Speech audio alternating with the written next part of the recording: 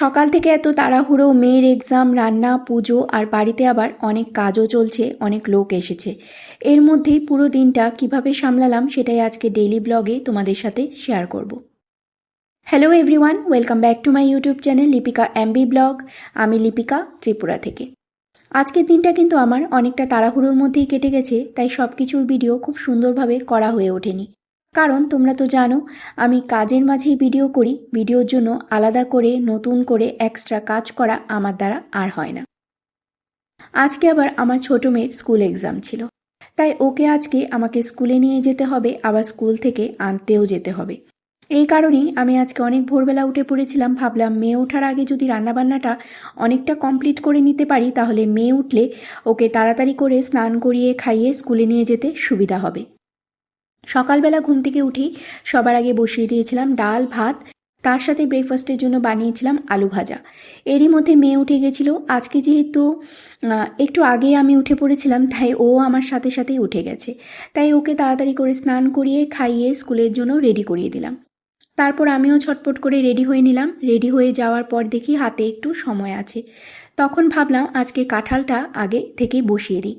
কাঁঠালটা আগে থেকেই সেদ্ধ করা ছিল, তাই ভালো করে মশলা দিয়ে কষিয়ে বসিয়ে দিলাম।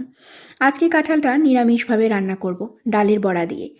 সব কিছু তৈরি হয়ে গেছিল, কিন্তু আর একটু কষাতে লাগতো, তাই ভাবলাম স্কুল থেকে ফিরে এসে সেটা কমপ্লিট করব। কারণ তখন আর বেশি সময় ছিল না, তাই কড়াইটা ঢেকে রেখে মেয়েকে নিয়ে বেরিয়ে পড়লাম স্কুলের উদ্দেশ্যে। আজকে আবার বাড়িতে অনেক কাজও চলছে, অনেক লোক এসেছে, গাছ পরিষ্কার করা হচ্ছে। শুধু গাছ পরিষ্কার থেকে শুরু করে অনেক কাজ হচ্ছে। আমরা মা মেয়ে দুজনে হেঁটেই স্কুলে যাই, কারণ আমাদের বাড়ি থেকে স্কুলটা খুব বেশি দূরে না। মেয়েকে স্কুলে দিয়ে আমি আর সেখানে দাঁড়াইনি। ভাবলাম এই সময়টা বাড়িতে গিয়ে যদি দুটো কাজ এগিয়ে নিতে পারি, তাহলে সেটা বেশি ভালো হবে।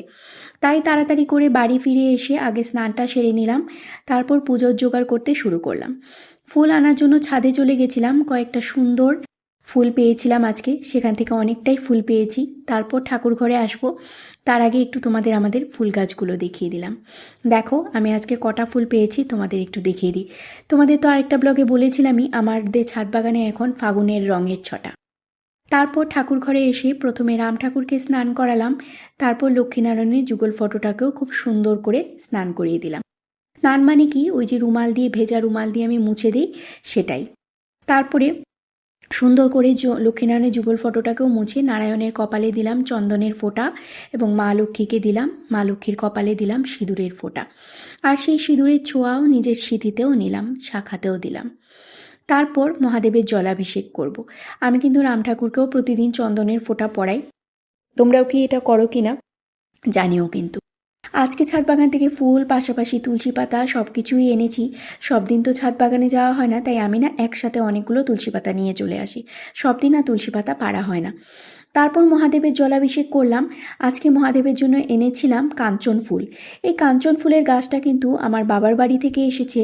আগে আমার বারান্দা বাগানে এই গাছটা ছিল, কিন্তু এখন তো তোমাদের আগের একটা ব্লগে বলেইছিলাম যে আমার বারান্দা বাগানটা আর নেই। এখন গাছগুলো ছাদের উপরেই আছে। তো এই কাঞ্চন ফুল গাছটাও এখন সেখানেই আছে। এই ফুলগুলো আমার ভীষণ ভালো লাগে, তাই আজকে মহাদেবের চরণে এই ফুলগুলোই দিয়েছিলাম। সব শেষে এলো আমার গোপাল সোনার পালা। আমি গোপাল সোনাকেও খুব সুন্দর করে স্নান করিয়ে দিলাম। এখন তো আস্তে আস্তে গরম পড়তে শুরু করেছে, তাই ভাবছি এখন থেকে আবার প্রতিদিনই গোপাল সোনাকে স্নান করানোটা শুরু করব।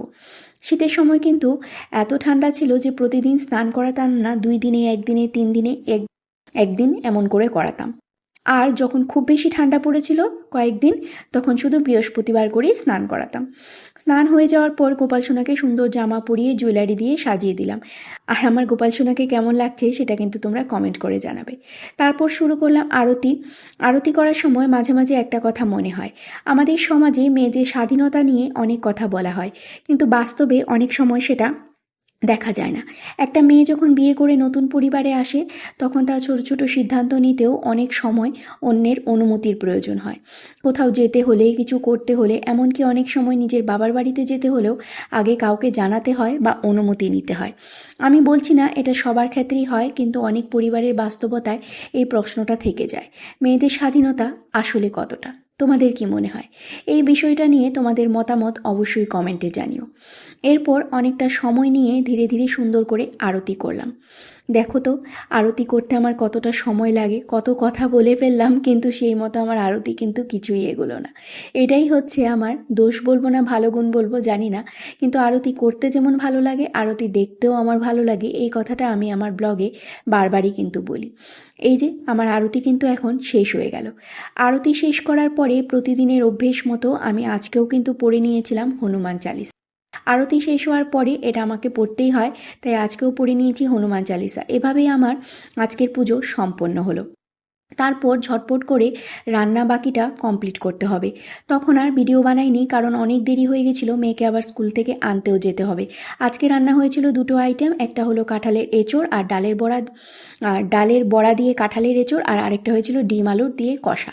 তারপর ঝটপট করে বেরিয়ে পড়লাম মেয়েকে আনতে। অনেকটা দূর যাওয়ার পরে হঠাৎ মনে পড়লো, আরে সানগ্লাসটা তো আনতেই ভুলে গেছি, কারণ স্কুলে যাওয়ার সময় মেয়ে বারবার বলেছিল মাম্মা আনতে যাওয়ার সময় কিন্তু আমার সানগ্লাসটা নিয়ে আসবে।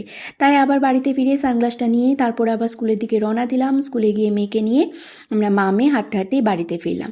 এই ছিল আমার আজকের ছোট্ট ডেইলি লাইফ ব্লগ। কেমন লাগলো আজকের ভিডিওটা অবশ্যই কমেন্ট করে জানিও।